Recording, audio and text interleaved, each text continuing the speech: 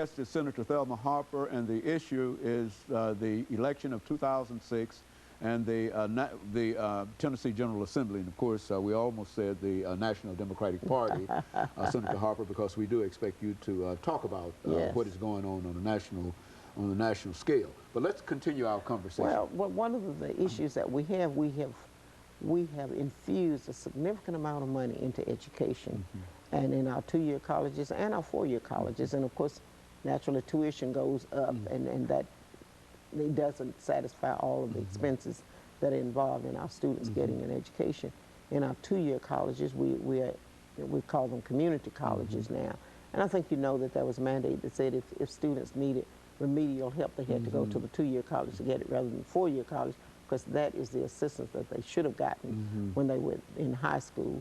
So we have, with Nashville Tech out here, they have had they've not had a real good building program. So when we appropriated money for them to upgrade their campus, they didn't have a cafeteria. And they have they have a waiting list of students. So we've infused money into pre-K, and we've done what we can, you know, on the lower level. Now we're trying to help our higher education component, and you'll see some infusion there, and you'll see the construction, and so just trying to bring them up to the same level as some of the other institutions.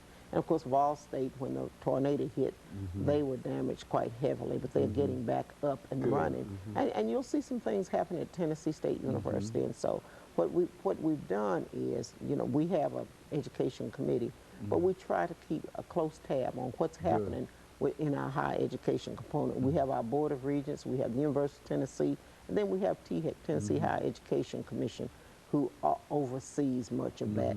And we're running quite well now. I think one of the greatest complaints we have is there's a waiting list everywhere. MTSU has a substantial waiting list of students.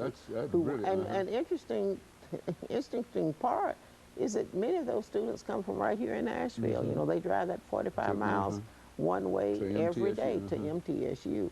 Tennessee State University does not have a waiting list, but they have a significant number of students this year.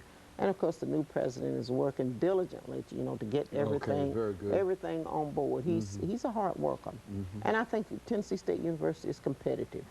They have a good operation out there. One of the things I'd like to do is just move to our most recent election as it involves a national election. I think many of us were disappointed that, I call him Little Harold, that Congressman Harold Ford was not successful in his bid for United States Senator. He would have made an outstanding senator. Now, I worked with, as many of us did, we worked with Mr. Corker when he was Commissioner on Finance and Administration. And I think he ran the race, you know, that he thought he needed to run. I think some of the infusion into that race was just totally improper. That young woman who looked like she didn't have any clothes Call on. me Harold. Yes, she should not. That never should have gone into a campaign. And when people campaign, now I heard that, you know, he couldn't control that. When I ran, I controlled what happened on my campaign, and I think he should have controlled that. That's right. Cut that out. That what you need to talk about is, what are you going to do for the people of the state of Tennessee? And of course, we were not successful in getting little Harold in, and there's been an awful lot about, you know, what our thoughts are. I just think he's qualified and competent. I think he is. And I think he has a life. And he has a life ahead of him. You know, thank the Lord, he's young, and he's prepared, and he's gifted. So we won't have to worry about that. But on a national scale, I think you saw the tables turn. In 1994, I think the Republican Party took over, and it was, well, it was what it was, and it is what it is. But now the Democrats have taken over, and people seem excited. I think one of the things that I've been very unhappy with, they have made an issue out of Nancy Pelosi. And it's a female thing. You think so? Oh, yeah, I know so. Okay. If that had been a man in that same posture, they would not have said one word. What are they saying about her now? Well, I think it goes back to Adam and Eve, to be perfectly honest. All right. I think whenever there's a woman who assumes that much power and leadership. There A is serious some woman. serious woman, yes. And they try to find demerits. I don't see anything at all wrong with the fact that she earned it. She was at the right place at the right time, and then she lost on a candidate. But you know, you don't trade old friends for new. She's doing the same thing that Newt Gingrich did, and all of the rest of them. On the other side, they put Mr. Trent Lott back. He beat out our United States Senator Lamar Alexander. So, but you didn't hear that much about that. But I think it concerns me that they have focused so much on her decision-making ability. But I thought she strutted in and talked to the president, just like a business person would. She did exactly what she was supposed to do. But I think people are still in shock. They're still in shock that she is the speaker, because they've done the same thing with Senator Clinton. I mean, you listen to the radio and they're so disrespectful. And I dare say, if I were running for lieutenant governor and I became lieutenant governor, you would hear the same kind of thing. It shouldn't be. It's a business decision. We know how to do business. Allow us to do business the way you do business. And I think the female has demonstrated that, not only in politics but all across the board, education and everywhere else. Well, I think one of the things that sometimes the population does not want to admit, women have run campaigns. We're the ones who get our men elected. That's right. So now it's just a sharing of the power. And we know how to do business. And it is not set very well. But in looking at what the real issues are, you know, the immigration issue, people are concerned about that. That they are concerned, because it has a direct bearing on your educational system, on your health system. I mean, and it does. You can't allow people who are here to just lay out in the street and die. You've got to feed children and help mothers and fathers when they become ill. So it does tax your system. It really does. It impacts your system. Then the other issue is, you know, when you listen on a daily basis and see our young men and women dying in the war, and some of them, they're just babies when they're 18, 19, 20 years old.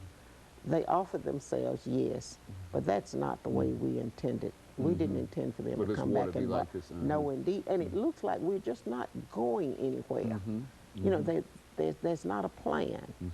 And the ultimate goal, we don't know what the ultimate goal, we don't even know what the planned ultimate goal is. And you keep hearing, well, should we pull out now? Well, if you pull out now, they'll just follow us home, and we know that. But we must have some exit strategy some kind of some way. So I think that's the vote, the national votes indicated that people were unhappy. Okay, very good. That there was not a plan, that we went in, and then when we got in, the water was too deep, and we have no plan for coming home. Coming out.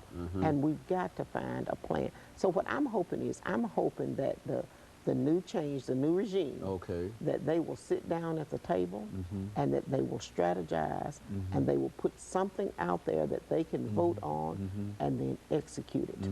And I think that would be, not only would it help dealing with the war, but it would also help with the kind of social issues. Yes. Wage increases and And minimum wage. it's unfortunate that we didn't, in the state of Tennessee, we had an opportunity to address the minimum wage, and it was voted down. It was just voted down. And you know, there's a new issue now about trafficking with the young girls. And it isn't something that's new. It has been. It's just they're just catching it here. With trafficking with young children, with young girls, and they're prostituting. We have Representative Mike Turner has met with our legal team, and I'm going to carry it on the Senate side. And I feel comfortable that the rest of the senators will sign on. But we're going to try to put a stop to that. Okay, very good. The federal government, you know, the FBI and so has already apprehended someone and have them under indictment. But it becomes a major, it's like trafficking other things. They're trafficking young girls for the purpose of prostitution. And we've got to change that. One last thing before I see that the clock is ticking down. I'm a member of the Tennessee Sports Authority for the state of Tennessee. And we're having our induction ceremony in February. And I nominated Coach Gillum, Sr. Okay. And he will be inducted along with the late Cornelius Ridley, Coach Ridley, posthumously he will be. But Coach Gillum will be there, and we just invite the public to Very come. good. Okay, and Senator Harper, you know the time, and Yes. you know the situation. He's sticking and so, down. of course, let me encourage you, our audience, to tune in again next week for another informative edition of Comments. Thank you, and good morning.